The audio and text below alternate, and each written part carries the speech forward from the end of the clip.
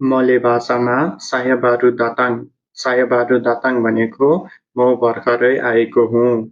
साया भनेको म, बारु भनेको भर्खरै, दाताङ भनेको आउनु।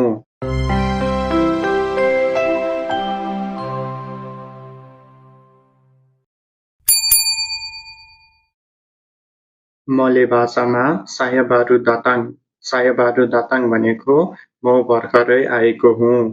साया भनेको म, बारु भनेको भर्खरै, दाताङ भनेको आउनु। मले भाषामा साया तापाहम भनेको मैले बुझेन। मले भाषामा सायामासी बेलजार भनेको म अझै सिक्दैछु। मासी भनेको अझै, बेलजार भनेको सिक्नु। मले भाषामा तोलोङ आजार साया भनेको मलाई सिकाइदिनुहोस्। तोलोङ भनेको कृपया, आजार भनेको सिकाउनु। मले भाषामा आप्पा मासुक इनी भनेको यसको अर्थ के हो? मासुक भनेको अर्थ आप्पा भनेको के, इनी भनेको यो। मले भाषामा साया मासी बेलजार भनेको म अझै सिक्दैछु। मासी भनेको अझै, बेलजार भनेको सिक्नु। मले भाषामा सुसा उन्तुक साया भनेको यो मेरो लागि गाह्रो छ। इनी भनेको यो, सुसा भनेको गाह्रो, उन्तुक भनेको लागि, साया भनेको म। मले भाषामा साया दिसिनी भनेको म यहाँ काम गर्छु।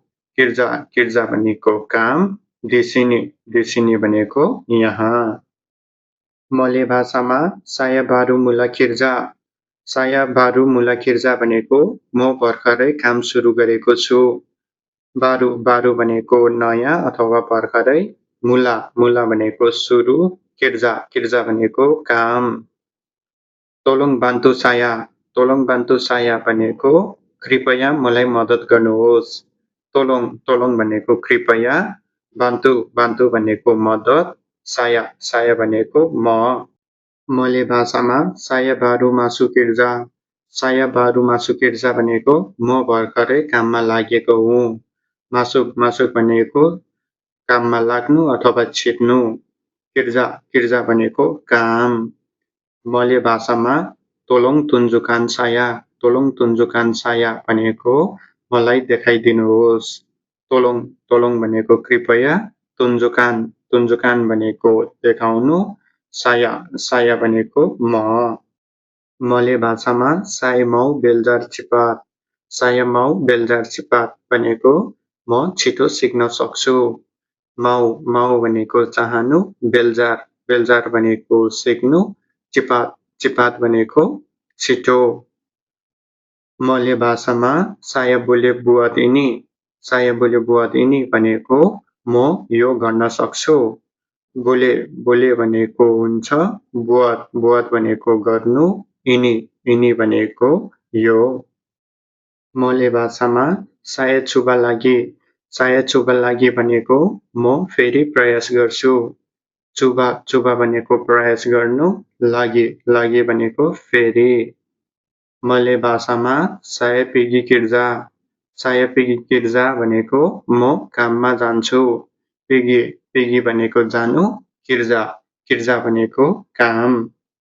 मले भाषामा सायामाउ तिडुर भनेको म सुत्न चाहन्छु।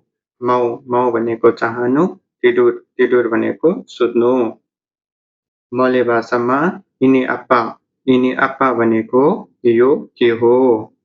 मले भाषामा इतु आप्पा भनेको त्यो के हो? मले भाषामा दिमाना भनेको कहाँ?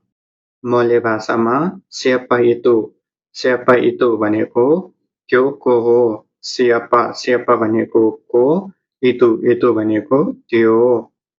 मले भाषामा Kenapa भनेको किन? मौर्य भाषामा सेलालु भनेको सधैँ।